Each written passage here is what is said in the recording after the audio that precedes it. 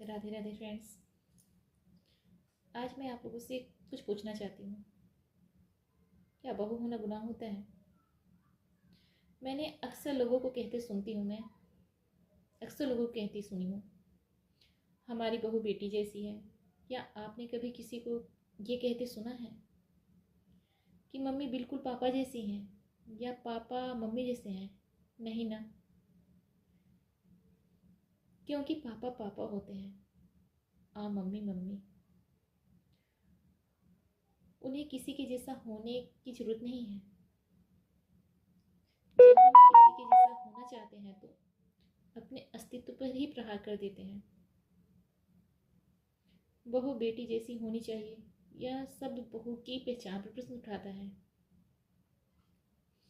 क्या बहू होने में अपनी कोई खासियत नहीं है जो बेटी जैसा होने का प्रमाण चाहिए? बहू होना क्या इतना बुरा होता है? कोई यह भी क्यों कहता है हम बहू को बेटी जैसा प्यार देंगे? इसका मतलब बहू जैसा प्यार या तो होता नहीं या फिर देने लायक नहीं होता। बहू बहू होती है और बेटी बेटी, इनकी तुलना करना बेबुनियाद है। बेटी घर में जन्म लेती है, बहू पराए घर से आती है, अपना बचपन कहीं पीछे छोड़ आती है। वो बेटी जैसी कैसे हो सकती है? और क्यों हो वो बेटी जैसी? जब वो कहते हैं कि मैं बेटी जैसी हूँ, मैंने कहा मैं बचपन से तो किसी और की बेटी थी। अब अचानक स्टेटस कैसे से बदलूं? मुझे नहीं होना किसी के जैसा, मैं खुद में ही संपूर्ण हूँ।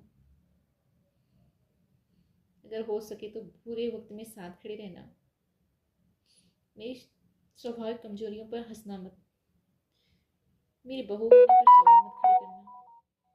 मुझे बेटी जैसा प्यार मत देना, पर मुझे बहू का सम्मान देना, मुझे बहू का प्यार देना। मैं बहू हूँ और बहू ही रहूँगी। बेटी तो मैं किसी की ही थी और उन्हीं की रहूँगी। अगर मुझसे कोई गलती हुई हो तो उसके लिए क्षमा मैं